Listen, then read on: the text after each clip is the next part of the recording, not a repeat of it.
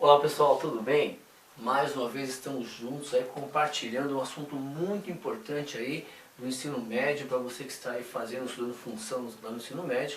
Vamos falar hoje sobre domínio e imagem. Na verdade, você já aprendeu que imagem é o valor do y, correto? Agora, e o domínio? O domínio é o valor do x. Tá, mas como assim, professor? Então olha só, deixa eu te fazer uma pergunta em relação a essa função aqui. Eu separei aqui 4 casos, situações para você identificar os casos de domínio. Então, por exemplo, a primeira situação simples é quando a função vem bonitinha assim, ó.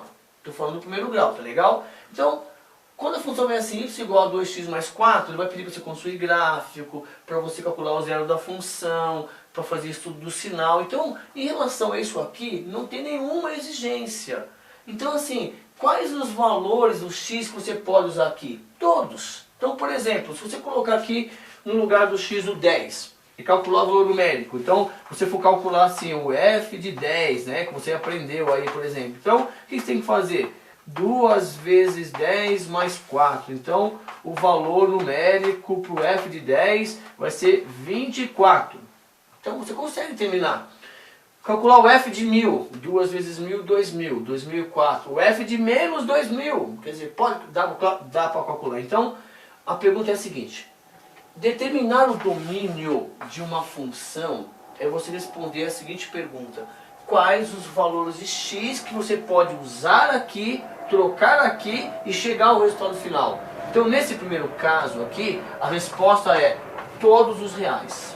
Então, quando a função é simples, não aparece fração, nem raiz quadrada, nada disso, então são todos os reais, tá bom? Vamos falar dos 4 mais importantes aqui hoje para você aprender. Então, função tranquila, domínio, todos os reais. Professor, e se for uma função de segundo grau? Não tem problema, você vai aprender parábola depois também, são todos os reais. Ok. Agora presta atenção que é interessante aqui, olha só. Raiz quadrada, né? A raiz quadrada só existe de números positivos, correto? Então, por exemplo, a raiz quadrada de 0 é 0. A raiz quadrada de 1 é 1. A raiz de 4 é 2. A raiz de 2, 1,42. A raiz de 3, 1,7. Não interessa. Mas só existe raiz de 0 para cima. Então, eu olho para essa função aqui e te faço uma seguinte pergunta: qual o valor que eu posso usar aqui para resolver esse cálculo aqui? Aí você responde, é um caso de domínio. Quais são os valores de x que eu posso usar aqui nesta situação, onde o x aparece dentro de uma raiz quadrada? A resposta é x maior ou igual a zero. Então, x maior ou igual a zero. Então, todas as vezes que uma função estiver dentro da raiz, qual é o domínio? Nesse caso, x maior ou igual a zero. Vamos lá. X que pertence aos reais, tá o quê? X maior ou igual a zero. Então, apareceu dentro da raiz, você coloca x maior ou igual a zero. Professor, não entendi muito bem. Então, por exemplo, olha só. Vamos supor que esteja assim. Essa mesma função aqui apareça aqui dentro. 2x mais 4. Então, quais são os valores de x que eu posso colocar aqui? Para depois construir gráfico, sei lá o que eu vou fazer depois. Mas olha só. Então o que eu tenho que fazer? Eu tenho que pegar essa funçãozinha, essa equação, 2x mais 4, e lembrar de onde ela está. Se ela está dentro da raiz, esse resultado aqui tem que ser maior ou igual a zero. E resolver normalmente. Ó. Então 2x maior ou igual a menos 4, correto? Então x maior ou igual a menos 2. Então, por que isso? Porque o caso aqui, a função aparece onde? Dentro da raiz. E qual o domínio? Maior ou igual a zero. Certo? Ok. Olha esse caso que interessante aqui, um outro caso simples, olha só. X aqui embaixo. X na fração. Então, quando aparece o denominador aqui, ó, como o x está aqui no denominador, você tem que lembrar o seguinte, é um caso muito especial, porque aqui embaixo o x não pode dar zero. O x tem que ser diferente de zero. Certo? Então, de cara, o x está sozinho, você pode colocar qualquer valor diferente de zero. Você não pode colocar um zero aqui. Por que não posso colocar um zero aqui, professor? Porque pensa comigo o seguinte, olha, vamos supor que você esteja resolvendo uma equação básica e deu assim para você, ó, 0x igual a 4. Aí você resolveu uma equação e deu isso aqui. Aí eu te pergunto, 0 vezes quanto que dá 4? Bom, 0 vezes 1, 0. Perdão.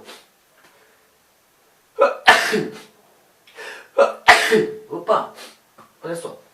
0 vezes 1, 0. 0 vezes 2, 0. 0 vezes 10, 0. Então assim, qualquer número que você coloque no lugar do x vai dar 0. Então, você não pode continuar, você não pode, entre aspas, levar uma equação a esse constrangimento. Então aqui embaixo não pode existir essa situação, correto? Quando aqui em cima for diferente de 0. Então, nós falamos o seguinte, que quando o x estiver aqui embaixo, qual é o domínio, qual o caso do domínio? O x tem que ser o quê? Diferente de 0. Professor, mas tá legal. Então, novamente, ó. Então, vamos pegar aquele mesmo exemplo aqui, ó. O 2x mais 4 aparecer no denominador. Então, se ele aparecer aqui tranquilo, todos reais. Se ele aparecer aqui dentro da raiz, maior ou igual a 0. Então, eu tenho que fazer esse cálculo aqui. Se ele aparecer aqui, eu tenho que pegar o quê? A condição de existência.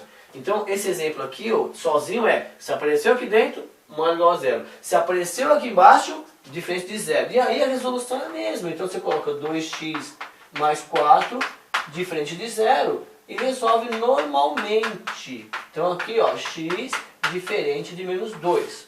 É o domínio dessa função. Então, e o último caso que vamos estudar agora? Só com o índice par, tá? Quando aparece, então, o x no denominador e dentro de uma raiz. Aqui, ó. Então, vamos pensar comigo o seguinte.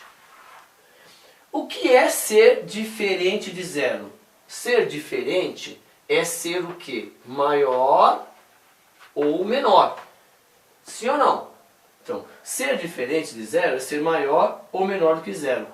E aqui é o que? Maior ou igual. Quando ele aparece no denominador dentro da raiz, o que eles têm em comum? Bom, aqui embaixo ele tem que ser maior ou menor que 0.